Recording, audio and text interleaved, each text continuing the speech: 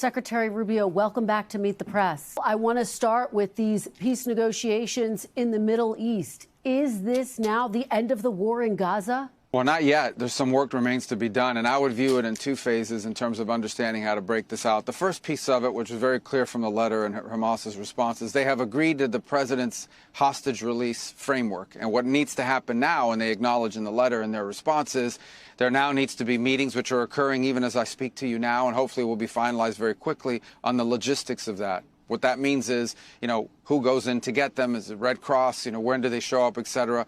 What place are they going to be? And the conditions have to be created for that to happen. You can't have bombs going off and fighting going on in the middle of this exchange. So that's piece one. And we want to see that happen as soon as possible. All 48 hostages, both living and deceased.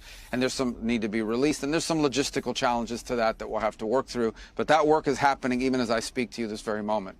The second part of it's even harder, and that is the long-term piece. What happens after Israel pulls back to the yellow line and potentially beyond that as this thing develops? How do you create this Palestinian technocratic leadership that's not Hamas, that's not terrorists, and with the help of the international community?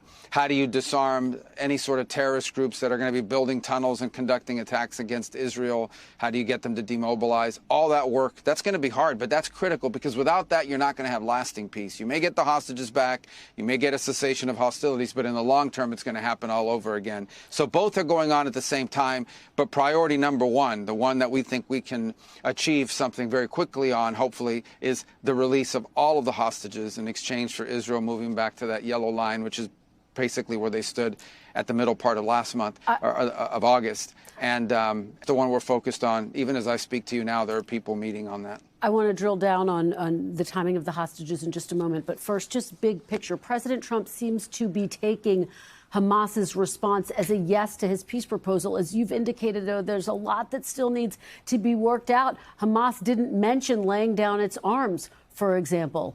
Do you see Hamas's response as a yes to President Trump's peace proposal? Well, it's certainly a yes to at least, look, it's Hamas, okay? So I'm not telling you here that these are people I trust 100%, nor should we. But they have said, basically, that they agreed to his proposal and the framework for releasing the hostages. That's an enormous achievement. They've also agreed, in principle and generalities, to enter into this idea about what's going to happen afterwards, the technocrats, et cetera. There's a lot of details that are going to have to be worked out there. But look, this is a plan that the president put forward. But let's remember, it has the strong support of the UAE, of Qatar, of Egypt, of Saudi Arabia, the Turks, Indonesia, all these others. So there's a lot of international pressure on Hamas to make this happen, and we're going to need them and the European Union, and countries from around the world to also participate in making this thing work. So that second phase, the phase you're discussing, the disarmament, demobilization, that's not going to be easy. That's going to be hard, but it is really important, because without it, without demobilization, you're not going to have a lasting peace. A lot of work has to happen there. We acknowledge that, and we want it to work out, and we're going to do everything we can to make it work. Prime Minister Netanyahu has indicated he expects the hostages to be released as soon as this week. Is that your expectation, that the hostages will be released this coming week, Mr. Secretary? I mean, I would like the hostages to have been released yesterday. Now, we need to work through the logistics of how that's going to happen. I mean, and again, that sounds simplistic, but it's not just about, you got to make sure that there's no fighting going on. You have to make sure the Red Cross can get there, what time they're going to be there, where they're going to be. All of that has to be worked through, and that's not easy in the middle of an active war zone. That has to be de-escalated, and that's exactly what they're meeting about right now. I mean, that's what talks are about. That's what the high-level talks are going to be in Cairo tomorrow. Mr. Secretary, they could be released this week? Our expectation, yeah. We want it to be as soon as possible. There's no doubt about it. We want it as soon as possible. It needs to happen as quickly as possible. And we will know very quickly whether Hamas is serious or not by how these technical talks go in terms of the logistics. But absolutely, we want these hostages, all of them, living and deceased, released as soon as possible. Let me ask you about Israel's role in this. Israel has not agreed to fully withdraw from Gaza. What is the time frame by which the United States wants to see that happen? Are we talking weeks, months, years? No, listen, so first of all, they have agreed, and that's part of the release, to move back to the yellow line, which is what they've called it. It's basically where Israel stood in the middle of August. And so that they've agreed to that piece. And I think ultimately everyone has agreed, including Israel, that eventually at some point here, as this process plays out, Gaza will be governed by a Palestinian technocratic group that's not Hamas, that are not terrorists, with the help and the assistance and the guidance of an international consortium like the Board of Peace, etc. That is the goal. Everyone who signed on to this agreement has agreed to. Mr. Secretary? But weeks, months, years? Well, that'll take, yeah, no, in terms of, you can't set up a governance structure in Gaza that's not Hamas in 3 days. I mean, it takes some time. And when we ask Israel, okay, you're at the line, now everything behind it, you have to turn it over. You have to have somebody to turn it over to. So, I mean, let's be realistic here. You can't just set up a sort of new governance structure inside of Gaza in 72 hours. It's going to take some time to do it. The important thing is that there's a plan, it's being executed, it has the money, it has the support, it has the expertise, and that it's moving forward, and everyone has agreed to the parameters of it. But that is ultimately the goal here, that everyone who signed on to President Trump's deal has agreed to. Mr. Secretary, I want to read point 19 of the president's peace plan. I'll put it up so folks can see it. It says, quote, while Gaza redevelopment advances and when the Palestinian Authority reform program is faithfully carried out, the conditions may finally be in place for a credible pathway to Palestinian self-determination and statehood, which we recognize as the aspiration of the Palestinian people. Does the Trump administration now support Palestinian statehood, Mr. Secretary? Well, look, first of all, that provision was very important to the countries that signed on with us, and Saudi Arabia, UAE, Qatar, et cetera. They all really, that's a very important point to them. I think the most important point to read out of that is that you have to have somebody to turn it over to, right? Someone that you can hand that over to. We've always said that if there's going to be a two-state solution, it has to be negotiated with Israel. It has to make sure that Israel's security is taken into account. And so I would argue that I wouldn't say this is a new policy position. What I would say is, you want to be able to have in Gaza a place. Israel has no interest in governing Gaza. They want to turn it over to somebody, some organization that will govern it, that will not build tunnels and sponsor terrorism and come across the line and kidnap, rape, and murder Israelis. That's who they want to turn it over to. And right now that doesn't exist. That has to be built. But, Mr. Secretary, in terms of where the administration stands, yes or no, does the Trump administration support That's not a yes or no question. Statehood? That's a process. No, but that's not a yes or no question. That's a process. Ultimately, at the end of the day, we've always said this has been the consistent position of this administration, of myself, and of a lot of people that have watched this for a very long time. In order for that aspiration to even be credible, it has to be realistic. We can't have a Palestinian state that's governed by Hamas or by some terrorist organization whose stated purpose for existence is the destruction of the Jewish state. That would never work. Until Gaza is governed by people that are not interested in destroying Israel, until there are no security threats emanating against Israel from Gaza, forget about statehood, you're not going to have peace. So we have to create the conditions for that.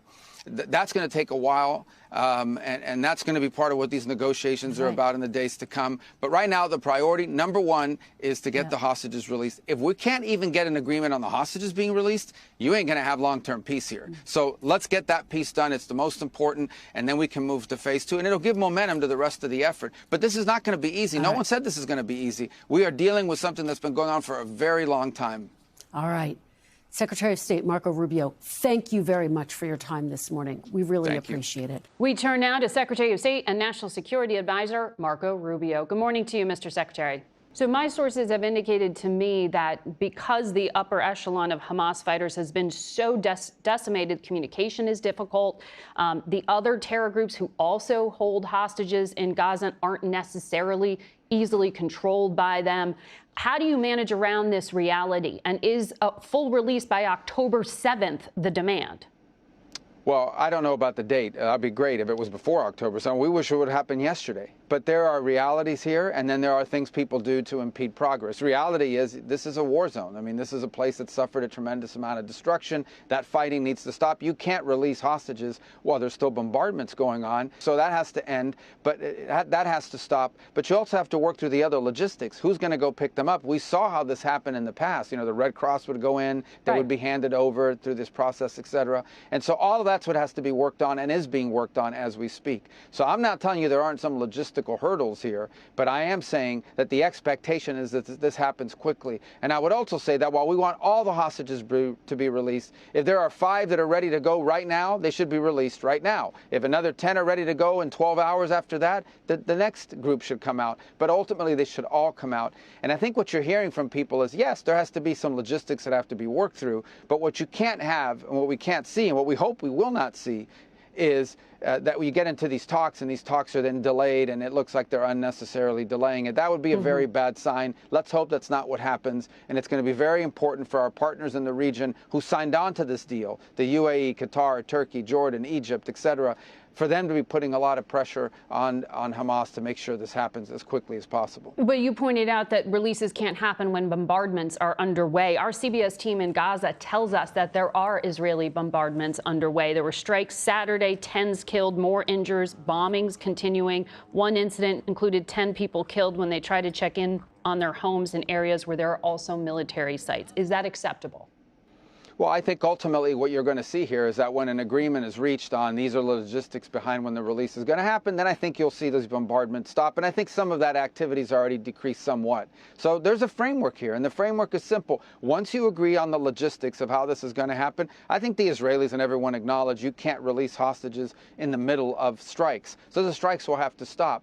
And as you saw the president state that very clearly on Friday, where he asked the Israelis to begin to pull back to create the conditions for these releases. So this is not a violation look, of that. There's going to be a lot of complexities. We're trying to get the hostages out. That's the bottom line. We want to get the hostages out as soon as possible. For that to happen, there can't be a war going on in the middle of it, and Hamas has to agree to turn them over, and we have to have the right people go in and get them. That's what we're going to focus on right now, and that's what we've been focused on, and that's what it'll be about today, on Monday, on Tuesday, to get this done as soon as possible. I hear you. There are 2 phases here. With the Hamas releasing the hostages is the one you're most focused on, but big picture, does the United States assess that Israel has so reduced the threat posed by Hamas that it can end combat and transition to the kind of lower tempo counterterrorism campaign that, say, the United States carries out against terrorist threats to this country?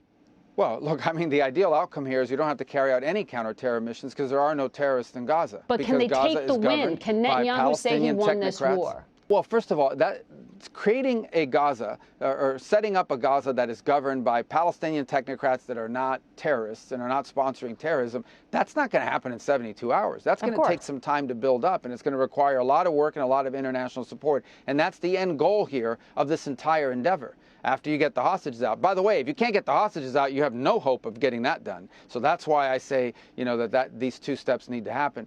But it's going to take a lot of hard work and time. You're trying to build something that doesn't exist right now, which is a sort of civilian Palestinian leadership that's not tied to terrorism. That doesn't exist right now. It's going to take a lot of help from international partners. That's why having the countries in the region and the Europeans and all others involved in this, in both money and resources, that's why building that coalition is so critical, and then implementing it is not going to be easy. It's going to take some time here. Understood. But I think certainly for the first time in a long time, you see the framework and the outlines of something that could work.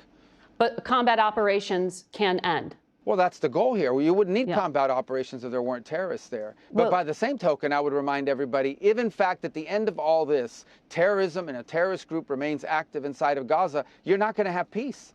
That's the fundamental truth here that everyone needs to accept. You're never going to have peace in Gaza as long as there are terrorists operating from that territory, threatening the security of Israel. But in terms of occupation and combat operations, that's different than a counterterrorism campaign. But let me ask you specifically what President Trump said. He told Barack Ravid of Axios that Prime Minister Netanyahu, quote, took it very far and Israel lost a lot of support in the world. Now I'm going to get all that support back. At what point did President Trump decide that Netanyahu took this fight in Gaza or his operations throughout the Middle East? When did he take it too far? No, I think the president's observation basically is that because of the length of this war and how it's gone, we've all seen the international narrative. We've all seen it, whether we agree with it or not. We have seen countries like the UK, Australia, Canada, and others come out and sort of signal support for or announce support for a Palestinian state. We have seen, even in our own domestic politics, some of the attacks on Israel. We don't forget what happened on October 7th. That's the other thing the president repeatedly points to is remember October 7th. But whether we agree with it or not, we have seen the impact that this has had on Israel's global standing. And I think that's the point the president is making here, is that whether you believe it was justified or not, right or not, that you cannot ignore the impact that this has had on Israel's global standing. That said, if we never want to see this happen again, meaning a war like this, you can never have another October 7th or anything like it ever happen again. And that's the thing the president has reiterated and repeatedly made clear to our partners in the region, and that is, if you truly want peace and stability and a better future for the Palestinian people, then there has to be a Gaza that is not governed or controlled in any way, shape, or form by Hamas or anything that looks like Hamas. Does the United States support a Palestinian state? Because point 19 in your White House plan talks about a credible pathway to Palestinian self-determination and statehood. Well, again, we've always said, I mean, this has been a consistent position throughout, that the only way you're ever going to have anything that looks like statehood is in a negotiated deal with the Israelis. We are so far from that right now. Prime Minister Netanyahu opposes a Palestinian state and thanked President Trump for speaking against recognition of one. That's why I'm asking you to clarify. Well, we haven't recognized the Palestinian state. The United States has not. And right now, there's no point in doing that because it's not even possible. That's not even a realistic thing right now, because who would govern that Palestinian state? Well, it's point 19 in your plan. Who would govern it? I thought. Well, but that's talking about a pathway long term and in the future. Right. But before you can even get there, you have to have someone to turn that land. Israel's made clear they have no interest in governing Gaza. They have no interest in occupying Gaza long term and being the government of Gaza. I think Israel, I can't speak for Israel, but I think Israel would tell you they would love to turn over Gaza to a Palestinian organization that isn't terroristic. They would love to do that, but that doesn't exist right now. That has to be built, and that's going to take time. You're not going to build that in 72 hours. You're not going to build that in 72 weeks. I mean, it's going to take some time to get to that point. So that's the pathway this discusses. And I think that if you look forward into the future where there is suddenly a Palestinian government-like organization that can govern territory, then there's a lot of possibilities. But that has to be negotiated and agreed to by Israel. In the end, it's very simple. There can be peace in Gaza. There can be Palestinian governance in Gaza, whether you call it statehood or something else, as long as it is not terrorists that are in charge of that territory. That's what Israel agreed to when they turned over Gaza in the first place. And then Hamas took over Gaza and turned it into a terrorist camp. And that's what's led us to the point that we are at today. So if we can get off that road and onto a different road, there are a lot of possibilities long term and in the future. But right now, we are far from that. Right now, we need to get these hostages out, and we just need technocrats that are not terrorists to be able to begin the basic reconstruction of Gaza. That interview was taped earlier today. With the camera off, Secretary Rubio clarified that President Trump still opposes Israeli annexation of the West Bank, though there is no mention of the occupied territory in the 20-point White House peace plan.